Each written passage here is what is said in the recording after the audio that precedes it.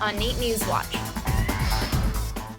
Some communities are speaking out against telecommunication companies' proposed cell phone towers. We had all kinds of questions, particularly exactly what does the tower look like? Will it stay looking like that?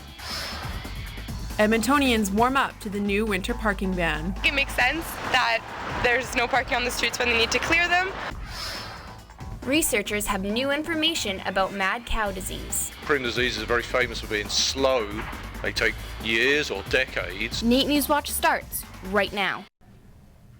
Good evening. Neighborhoods across Edmonton are speaking out against telecommunications companies on proposals to put cell phone towers in their communities. Residents of Hazeldean, Greenfield, West Jasper, Sherwood, and Patricia Heights are publicly rallying to put a stop to the setup of towers, but are worried their voices may not be heard in time.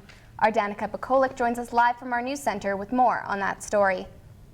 With nearly 85% of all Albertans owning a cell phone, the demand for more cell phone towers has become a necessity for some people. But whether or not people want these cell phone towers in their neighborhoods is another question. Alberta currently has the highest cell phone penetration in Canada, and with the increase of mobile devices in not only businesses but homes comes the addition of more cell phone towers. 5 communities that are publicly protesting these towers in residential areas are Hazeldean, Greenfield, West Jasper, Sherwood, and Patricia Heights. The towers can reach up to 25 meters, and small communities such as Hazeldean are very concerned. Lorene Riley, a resident of Hazeldean, believes the quiet and friendly atmosphere of her neighborhood is what draws people to the community, but is afraid that a cell phone tower in the area may drive residents away. We had all kinds of questions, particularly exactly what does the tower look like? Will it stay looking like that into the future? It's a beautiful, mature neighborhood. I live very close to the site, and I frankly don't want to be looking at it out of my window every day when I look into the neighborhood. But with smartphones so high in demand, the towers are needed as these phones take 15 to 20 times more network resources than the basic mobiles. Each tower is serviced for a particular carrier, Rogers being the carrier for the Hazeldean area, but TELUS has proposed a tower in the Greenfield community of Edmonton. TELUS representative Jim Johansson says he understands residents' concerns, but he says not putting the towers up could pose bigger problems. In their homes. So the cell phone is their sole means of communicating with friends and family, running their business, and calling for help in an emergency. So making sure the cell phone system is there when they need it is becoming more and more critical all the time. Trying not to make the tower such an eyesore for residents, companies like TELUS have leased out property from churches to put up the towers, disguising them as church steeples, just like the tower at the Riverbend United Church.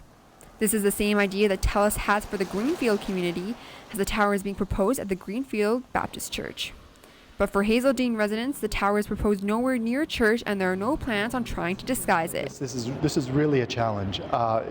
It's really hard to make everybody happy in a situation like this. For now, Riley has to wait to see if her community's voice has been heard, and hopes the tower will be relocated in another area.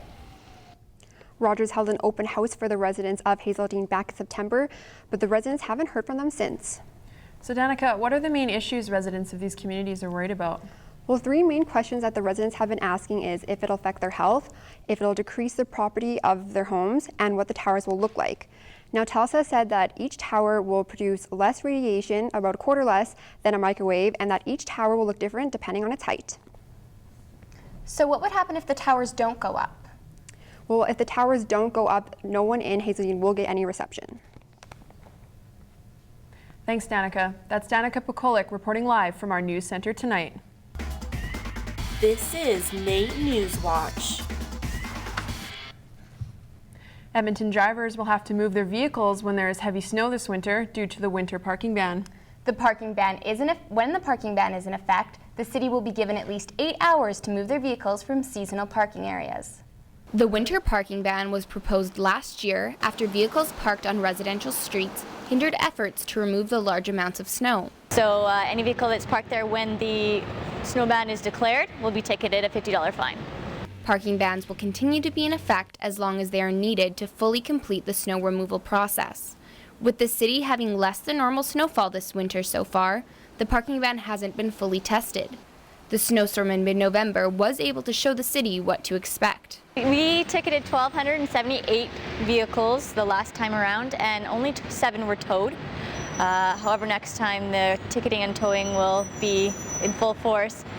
In saying that, though, we want to see more compliance and actual enforcement. Once officials issue a parking ban, it will stay until they issue a notice saying that it's complete and people can go back to their regular habits. This is the first year the winter parking ban has been in effect, and many people feel that it'll bring positive changes to the community. It makes sense that there's no parking on the streets when they need to clear them. Makes my job easier. It all depends if we get as much snow as we did last year, you know. It might not even snow as much as it did last year, so. But I like it, but I'm a little bit biased on that one.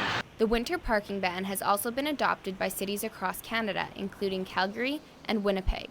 Officials note that the parking ban will only come into effect when there has been a heavy snowfall. When there is a lot of snow coming down, that will be declared by the city manager, and that's when we have time to enforce. Those curious about the new parking ban or to find out more information about no parking areas, visit edmonton.ca. Canada's top medical journal is calling for an end to expensive hospital parking. An editorial posted in the Canadian Medical Association Journal has sparked serious debate over the needless stress caused by parking fees. In Alberta, the average cost for an hour of parking at a hospital is $4 or $15 for the day. The editorial stated that parking fees are a barrier to health care and add avoidable stress to patients who have enough to deal with. They can and sometimes do interfere with a clinical consultation, resulting the quality of the interaction in therefore care of. Insert your parking ticket. Scotland and Wales have both started abolishing parking fees, and Alberta Health Services says that parking costs will remain in order to maintain parking lots around hospitals. 5 charges were laid this week in the city's 37th homicide, but with this year's count at a record-breaking 44, Edmonton police are calling out for more resources. With the city debating its budget over the week, the EPS spoke out on Monday saying the homicide unit can't handle the workload. From 2000 to 2010, there were still 108 cases being solved. Of these unsolved files, my members are working on, as time permits, on 60 of these historical files. As you can imagine, with our current workload, this time is limited. Brian Robertson has 16 cases on his shoulders right now and says that help is what he needs to solve them. The more resources you can put at the front end of a homicide investigation, the more likelihood that you will have success at the back end. You'll clear them quicker, you'll get to the witnesses quicker, you'll get to the evidence quicker, and those all lend themselves to successful conclusions to homicide investigations. Of the 44 homicides this year, 26 have been cleared. Federal government is in talks of pulling out of the Kyoto Agreement, saying it won't sign on again until the world's largest greenhouse gas emitters have signed on as well. Environment Minister Peter Kent will not yet confirm or deny leaving the international climate change deal, but the possibility of a decision is stirring up mixed reviews. I think it's a bad idea. I think if we don't all stick together and do a good job of it, it's not going to hold together. If there's a different alternative that might be more effective than Kyoto, because I don't know what has Kyoto done. Like, nobody's really met what they said they were going to do, right? We need to reduce emissions all over the world, and Canada is a big producer of them, so I think it's important for us to stay in the Kyoto Accord. If the Kyoto Agreement falls through, there will not be talks of another climate deal until the earliest 2020. Medical researchers in Canada and the United States have discovered a new facet to prion diseases, or more commonly known as mad cow disease. The new findings suggest that prion diseases have a process within the disease that researchers never knew existed. This process happens before the infected animals even begin to get sick, proving that the brain cells of these animals are more active than originally thought. As to why these diseases are slow, that's what they're. Prion diseases are very famous for being slow. They take years or decades, and we didn't really have a feeling for why they're so slow, but it might be in part because the body is fighting back. This new finding opens many doors for researchers looking to find a cure for prion diseases. A University of Saskatchewan study shows Alberta students are losing seats in universities and missing out on scholarship opportunities because of higher provincial standards. Next year, some schools will admit students based on an easier grade average in order to level the playing field, which is prompting other schools across Canada to rethink their admissions policies. Although some students have said Alberta is disadvantaged with tougher standards, some think it helps our province to grow. We're able to grow our pedagogy into encompassing what needs to be taught in the classroom instead of worrying about smaller issues that maybe the kids won't be tested on. So we have an advantage that way. Some schools are still dismissing the idea of changing their admissions policies, while others will attempt to make the process more equal. Coming up after the break, winter road conditions don't have to be unsafe. We learn how winter tires can make driving safer for everyone on the road. Winter tires just give them a better stability. Migraine pain and medication go hand in hand, but that may not be the best solution. Any kind of medication, if you're exceeding the recommended dosage, there's increased risk of potential problems with that. Coming up in End Zone Challenge, I'm taking it to the house.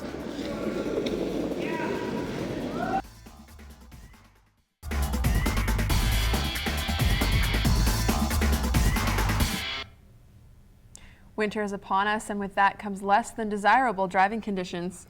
Winter tires prevented over 575 accidents in the last 2 years, but according to a study by the Rubber Association of Canada, only 35% of Albertans actually use winter tires. The winter tires just give them a better stability, they stick to the ground, better stopping, quicker responses. There's a lot of reasons why. Although the amount of people in Alberta using winter tires has increased since 2010, it's still significantly lower than other provinces. And experts say the difference between all-season and winter tires is huge. Not only putting themselves at risk, they're putting others at risk too, right? If a good all-season stops, like say a Michelin Harmony all-season tire stops in a distance of a panic stop of 20 feet, a winter tire will stop in a distance of say 8 feet. When buying winter tires, experts suggest choosing quality over price. The weather hasn't been very consistent this year. Brent McPhee joins us now with more. Brent, are we going to be seeing cooler temperatures anytime soon? Well, it's a little cool out here right now, actually, after a really mild end to November. Monday, Tuesday, it'll warm up quite a bit, and late Tuesday, there's going to be an Arctic air mass that moves in. That's really going to drop the temperatures quite significantly for Wednesday, Thursday, Friday. We're going to be looking at highs in the -10 to -15 range for those days, and lows in the -15 to -20 range. So that brief little increase in temperature, that'll be the last basically before Christmas. So on that note, let's go to the boards. Calgary will be partly cloudy, low -11 and high -3 tomorrow. Jasper will also be partly cloudy, low of -18 and a high of -9. Fort McMurray, again, partly cloudy, low -15 and a high of -12. A little deceiving though, because the temperature will actually continue to rise in Fort McMurray all through the day, and it'll peak around 1 degree on Monday morning. For Edmonton, we'll be right around the average for this time of year with a low of -8 and a high of -3. But that high will actually be in the morning, and the temperature will drop throughout the day to that low of -8 sometime around probably supper time.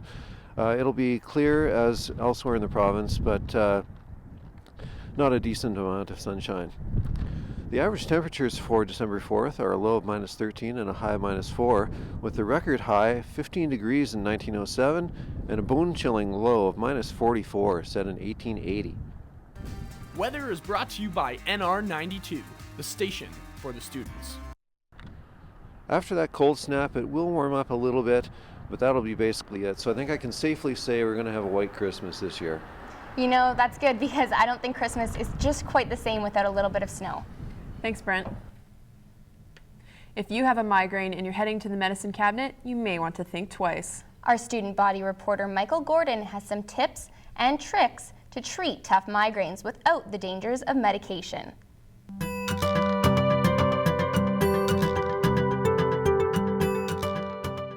Everything is bright. Noise is like a hammer hitting your brain, and you couldn't walk straight if your life depended on it. You might be having a migraine. Jessica Callahan, a chronic migraine victim, shares knowledge on how she copes with the side effects. You know, medication, obviously, warm cloths and cold cloths, depending on which helps at the time, you know, on the forehead or behind your neck help a lot too. and trying to sleep it off. While reaching for the medicine cabinet for plenty of Advil to relieve your pain might seem like a tempting idea, experts say it can be an unhealthy choice to make. Yeah, I would be concerned about doing that. Any kind of medication, if you're exceeding the recommended dosage, there's increase of risk of potential problems with that. So as much as possible, try to follow the recommended dosage unless your doctor permits you to exceed it. Jessica says she will continue with her approach to migraines rather than a dangerous alternative, and shares advice to make your first migraine an easier experience. Don't freak out, just lay down. Don't go out and do anything. Don't overexert yourself. Just get lots of rest. In moments of extreme pain and dizziness, most will turn to a quick fix. But remember, stay calm, draw the shades, keep hydrated, and let time work its magic. Michael Gordon, NAIT NewsWatch. So most of the UKS teams have completed the first half of their season. And the men's basketball has exceeded expectations. They have. We take a look at the first half of their season and chat with one of their star players. All that and more coming up in sports.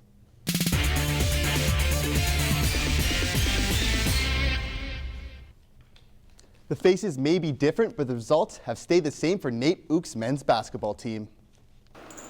With 14 new faces on the team this year, NAIT has had to come together quickly and prove the doubters wrong. We were picked preseason to finish 5th in the North Division. I think we were picked to finish 9th overall. So I would think we've exceeded expectations. For a team that got pulled together quite late in the year. After dropping their first 2 games of the regular season to the Lakeland College Rustlers, the #1 team in the nation, the UKS have been rolling. They've won 8 straight games, including wins over the top 2 teams of the South in the Medicine Hat Rattlers and Mount Royal Cougars. The team has relied heavily on seniors Corey Sabin, Jordan Ryder, and Brock McMillan, transfers Kyrie Coleman and Gamachu Ibrahim, and Clayton Krellin, one of the only 2 returning players. With the team rolling, Hanson still sees some things they need to work on. Turnovers continue to be a big issue for us. Playing in my system is not easy. When you're playing up-tempo basketball, there are going to be turnovers. After the Christmas break, the UKS look to continue their dominance on January 7th when they travel to Red Deer to take on the 6th-place Kings. One of the major reasons for the men's basketball team's success is American Kyrie Coleman, who's made his way from America's capital to Alberta's. Coleman first came to Canada in 2009 to play for Brandon University, but it took a little convincing to get him here. First, they told me I would never have to go outside. I'll be on the tunnels. I won't experience the cold. Once I got up here, I finally got the winter experience.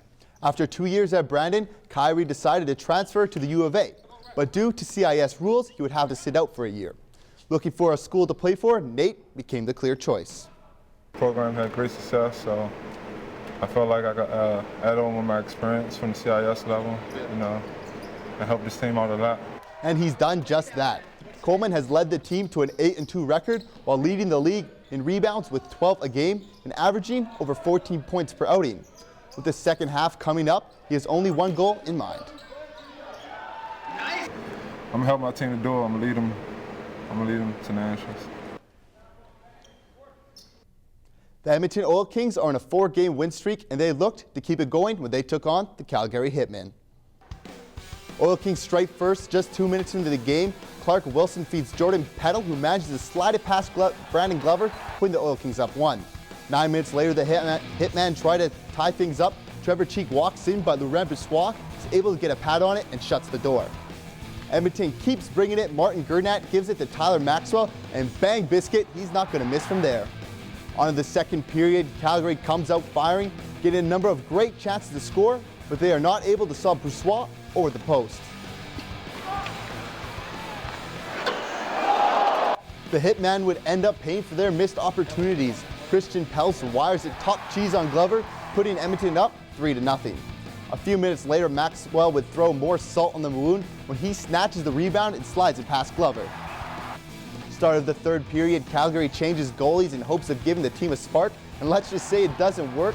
Brett Brzezinski gets an easy one on backup goalie Chris Drieger.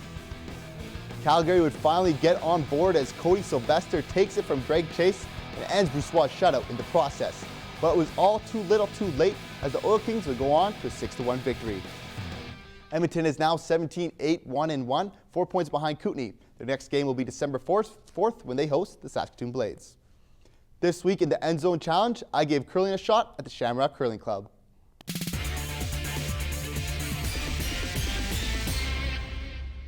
My instructor, Tasha Melanik, who's been competitively curling for most of her life, first set me up with a slider for one of my shoes. The sliders are used to help the curlers slide around the ice and make them more mobile. Luckily, she warned me beforehand to step on the sheet with my slider last to prevent me from wiping out. After doing a little stretching, we got right into the thick of things and practiced throwing the stones. The key when throwing a curling stone is to put most of your weight onto the broom, have a loose grip on the rock, and keep your body centered, which was easier said than done. After throwing what seemed like a couple dozen times and not getting a single stone in the house, she decided to test out my sweeping ability. First, we did an exercise where she pushed the rock while I swept. After getting the hang of it, she threw some shots while I swept. And I don't know if it's all the craft dinner I've been eating since coming back to school, but it's a real workout. Unfortunately, the guys playing next to us didn't have room on their team for someone of my talents. So I'll have to come back another time and hone my skills. Well, Sean, I don't know if you're going to make it to the Briar anytime soon. Yeah, it was a lot tougher than it looks on TV. Thanks, Sean. Coming up after the break, Celeste and I help make a child's holiday season brighter. We took time to volunteer wrapping Christmas presents for Santa's Anonymous. We are one of those feel-good charities, so to speak, that in the end it's children that benefit. Coming up in entertainment, we're here with Edmonton's best-looking Santa. Merry Christmas. Stay tuned. NAIT NewsWatch, Edmonton's #1 student newscast. This week, Katrina and I went to help out Santa. Last year, close to 25,000 kids received gifts from the Christmas charity, Santa's Anonymous.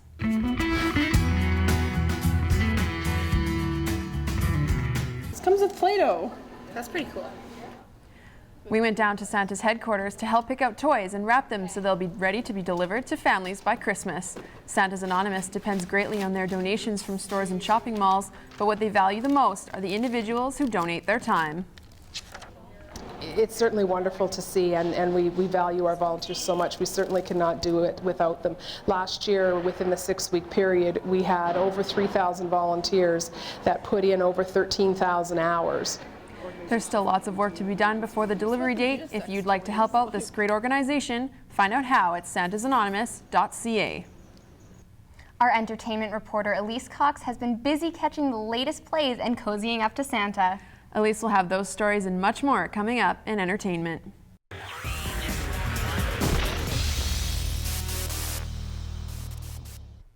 Candies, colors, and costumes, 3 very important elements for the making of a good play. And this one didn't sell itself short.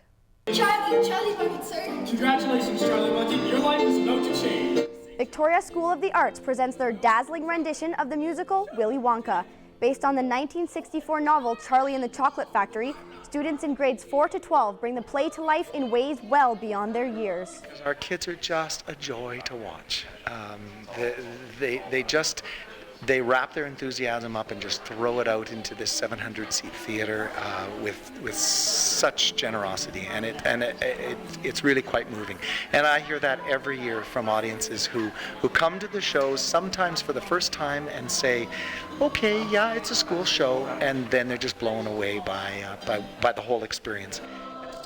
This fabulously imaginative play runs tonight and tomorrow at 7 p.m. in the Eva O. Howard Theater. Tickets are still available for purchase. The legislature has turned into a winter wonderland for its annual celebration of the holiday season. 3, 2, 1. You can enjoy the sights and sounds of the season with an 18-meter white spruce decorated with 4,690 light bulbs to turn it into a wonderful centerpiece. There's also ice skating once the weather permits and daily choral performances to get everyone excited for the holiday season. I think it definitely enhances the holiday spirit. Christmas music kind of gets everyone feeling all warm and fuzzy inside and helping raise that spirit everywhere. The lights are on every day from 4 till midnight, and choral performances begin at 6 until 9 p.m. Santa has arrived and he is in jolly good spirits over the title he just won. Bonnie Doon Shopping Center Santa has been named Edmonton's best-looking Santa Claus. It's obvious why he won the title, and kids love the attention they get from the big guy himself. Others, though, are a little more reluctant. Poor little guy. Santa is available for pictures and visits every day starting at noon. Whether you're racing home to see a loved one or dying for an invite to the biggest party, everyone can relate to one of the characters in this movie about the most fabulous night of the year. Some people swear there's no beauty left in the world. No magic. Oh, come on. We've got to do something to get you out of your New Year's Eve funk. Then how do you explain the entire world coming together on one night? It's New Year's Eve, bro. We're doing something. To celebrate the hope of a new year. From the director of Pretty Woman and the people who brought you the movie Valentine's Day, New Year's Eve is a story about intertwining lives told amidst the excitement of New York City on the most dazzling night of the year. And the countdown begins. With a star-studded cast including Bon Jovi and Glee's Lea Michele, this movie will definitely get you excited about ringing in the new year. And for this one magical night, it's about getting another chance to do more, to give more, to love more. Because that's what New Year's is all about. That and a good party. New Year's Eve, hitting theaters December 9th. Now, keeping with the theme of the holidays, our viral video happens on Christmas morning, the most exciting day of the year for most kids. Maybe not for this kid, though.